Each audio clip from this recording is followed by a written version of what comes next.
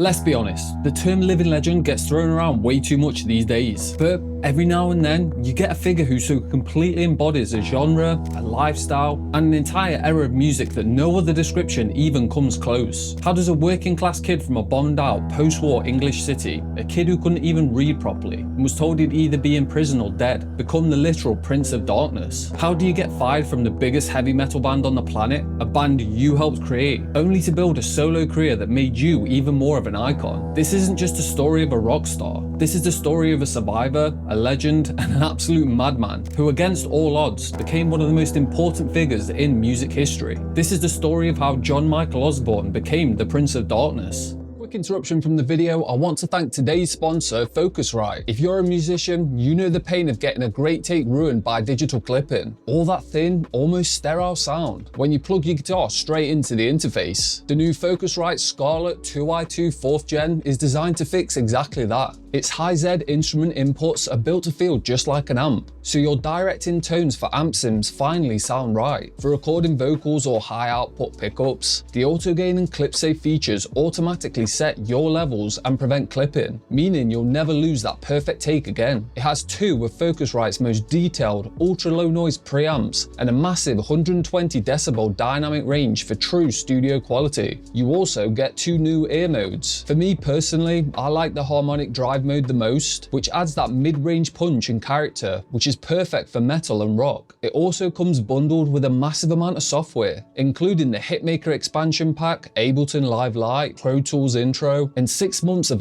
FL Studio Producer Edition, all absolutely free, giving you basically everything you need to record studio quality audio right out the box. And it's not just for musicians. This tool is also incredibly useful for streamers and content creators. You can plug your main XLR mic into one of its ultra low noise preamps. If you suddenly shout or laugh on stream, ClipSafe automatically tweaks the gain to prevent distortion, so your audience always hears clean audio. So if you're ready to upgrade your home studio or even your setup, check out the Scarlett 2i2 4th Gen in the link in the description. Thanks to Focusrite for sponsoring this video, and let's get back into the video. To understand Ozzy, you have to understand where he came from. He wasn't born with a silver spoon up his arse. He was born in 1948 into the rubble and soot of Aston, Birmingham, which, if you're from the UK, you know it's still a shithole, sorry. This was a post-World War II England, a place of grey skies where clocking into your factory job was the norm due to limited opportunities. The Osbourne family was packed into a tiny 2-bedroom house. Ozzy, his parents, and his 5 siblings. He was deeply insecure as a kid, growing up with learning disabilities like dyslexia that went undiagnosed, making school an absolute nightmare. He was the class clown because it was easier to take the piss out of himself than it was for others to take the piss out of him. By his teens, he was already on a path to nowhere. He tried his hand at a few shitty factory jobs, including a stint in a slaughterhouse and a car horn factory, a job that temporarily deafened him. Like many from Aston, things weren't looking too hopeful, and a short stint in Winston Green prison for burglary seemed to confirm what everybody already thought. He was going to be a fuck up and just another one through the flawed system. But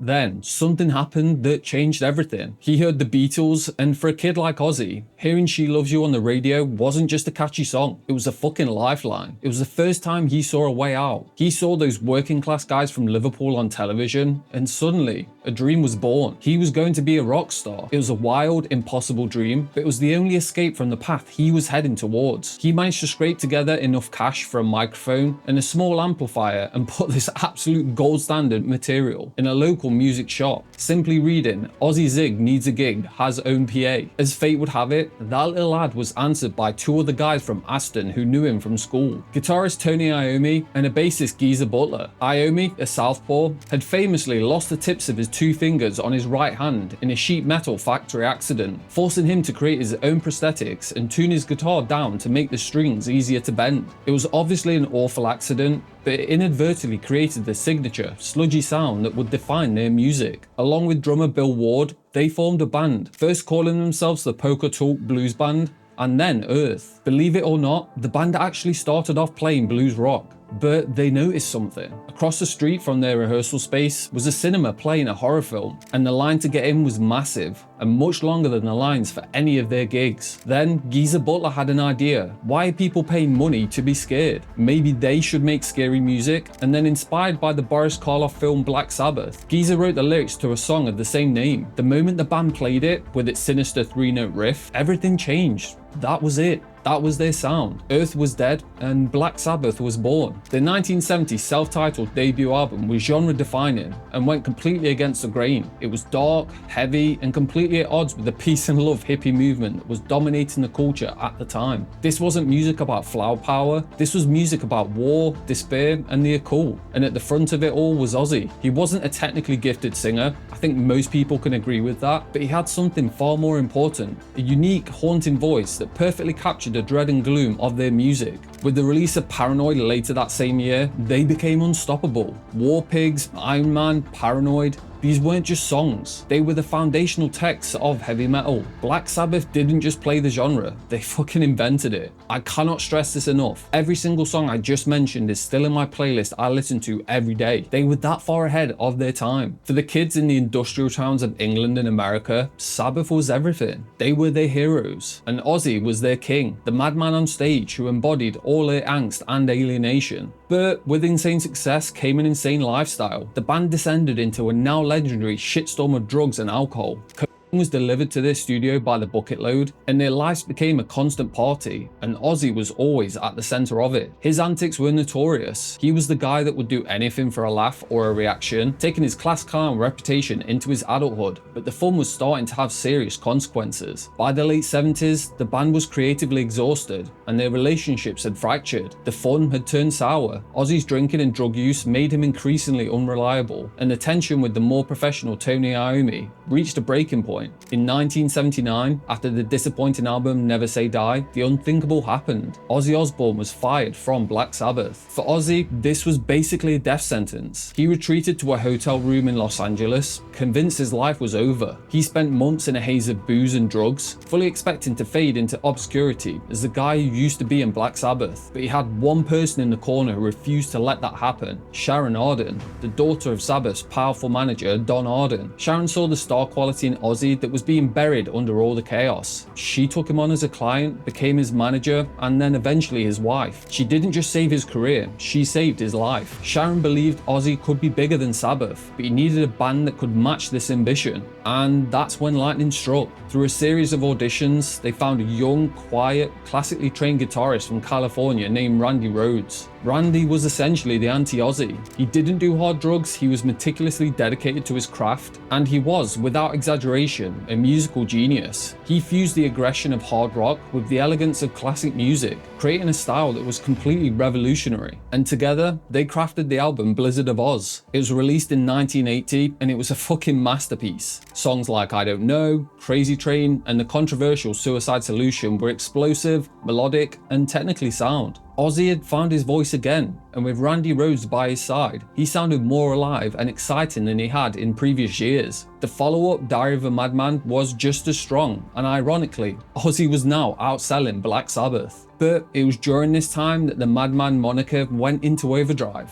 The stories became the stuff of legend. In 1981, during a meeting with CBS Records executives, a drunken Ozzy was supposed to release a pair of doves as a gesture of peace, and instead he bit the head off one of them. A year later, a show in Iowa, a fan threw what Ozzy thought was a rubber bat onto a stage. He picked it up and in a moment of spontaneous showmanship, bit his head off, but it was only when he felt the warm blood fill his mouth and the bat's head snap off that he realized it was a real bat. The stunt earned him a very painful series of rabies shots, but it also cemented his reputation as the most outrageous man in rock and roll. These stories, along with others like his infamous arrest for drunkenly pissing on a cenotaph at the Alamo, created an aura of genuine danger and unpredictability around him. But this triumphant era was cut short by an unimaginable tragedy. In March 1982, Randy Rhoads was killed in a freak plane crash at just the age of 25. The pilot, who had cocaine in his system, was buzzing the band's tour bus when he clipped the wing and crashed. Ozzy was devastated. He lost not only his musical partner, but one of his closest friends. He'd said many times that Randy was the first person to truly believe in him as a solo artist. The loss nearly destroyed him, and for a while, it seemed like his comeback was over. Somehow, he pushed through the grief. He eventually recruited another incredible guitarist, Zakk Wylde, a beast of a player whose pinch harmonic squeals would become a new signature for Ozzy's sound. Throughout the late 80s and early 90s, they released a string of successful albums, including the multi-platinum smash No More Tears, proving that Ozzy still had it. By the mid-90s, Ozzy was more than just a rock star. He had now become a household name. In 1996, when he was rejected by the Lollapalooza festival, Sharon thought fuck it and they just decided to start their own. And so, Ozzfest was born. And Ozzfest wasn't just a tour, it was a cultural phenomenon. It became the premier heavy metal festival in America, a traveling circus of mayhem that gave a massive platform to the next generation of metal bands. Acts like Slipknot, System of a Down, Disturbed, and Lamb of God all got their big break on the Ozzfest stages. It cemented Ozzy's status as the beloved godfather of metal, the elder statesman who was now nurturing the scene he helped create.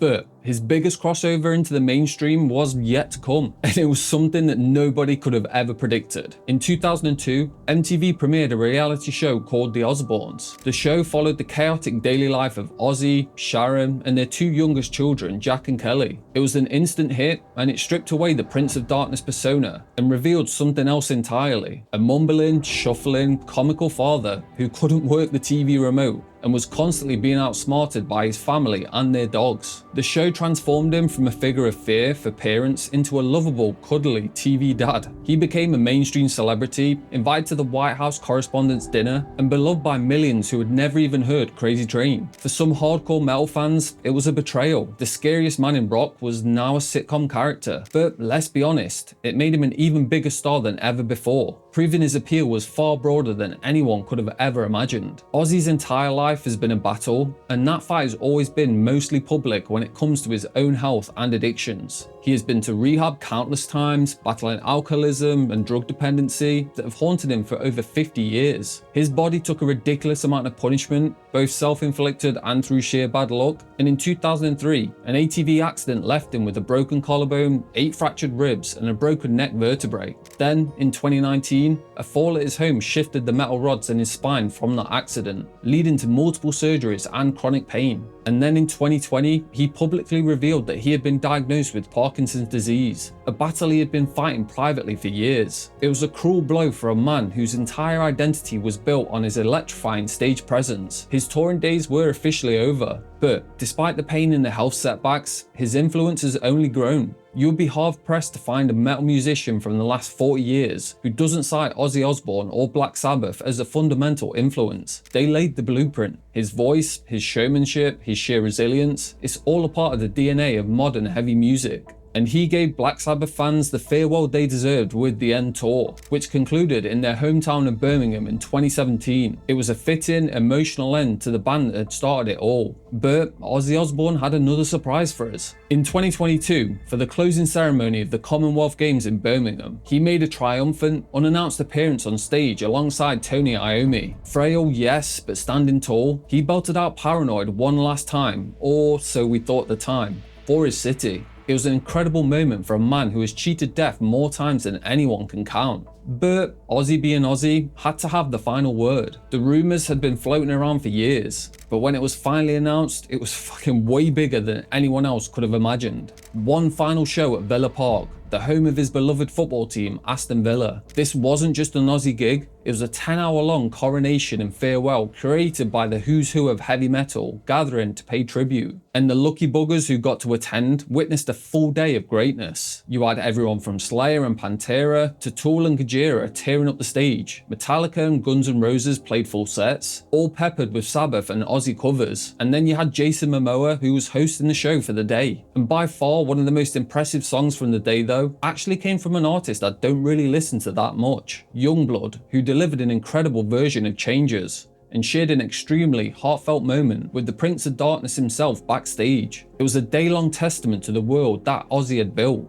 But Everyone was there for one man. As the sun set, his winged throne rose from beneath the stage, and the roar from 42,000 people was absolutely primal. His voice wasn't what it once was, and he clearly was frail, but the crowd carried him. And then, the moment that will go down in metal history. For the first time since 2005, the 4 original members of Black Sabbath walked onto a stage together. The metal gods who started it all, back where it began. As the final riff of Paranoid rang out, fireworks exploded all over Villa Park. That was it. The book was closed. He had given the world and his city the farewell they deserved. He had his final say on stage and then he went home. And then just a few weeks later, the party was over, for real this time. There was no dramatic headline, no scandalous story, just a simple, dignified post on social media from Sharon and the family, announcing that John Michael Ozzy Osbourne had passed away peacefully, surrounded by his loved ones. The Prince of Darkness was officially gone. The world went quiet. For a man who has lived his life at maximum volume, the silence was deafening. The reactions were immediate and overwhelming, and it wasn't just the metal community that mourned.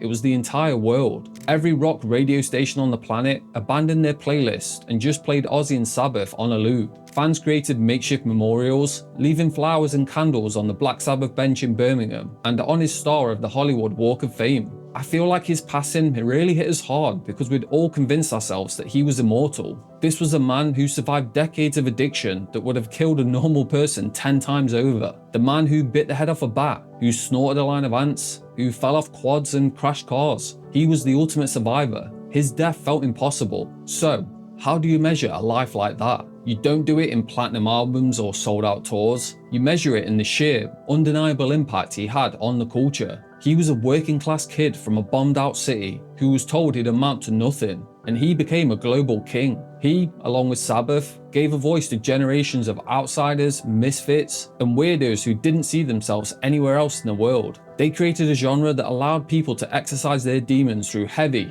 thunderous music. The Prince of Darkness title was never just a gimmick. He took all his pain, his addictions, his insecurities, and his chaos, and he channeled it into a performance that made millions of people feel less alone. He proved that you could be a complete fuck up and still be a hero. But in his passing, he's inspired the next generation of bands to break through into the mainstream, which is exactly what Bring Me the Horizon has done. And if you want to learn more about their rise, why not check out this video?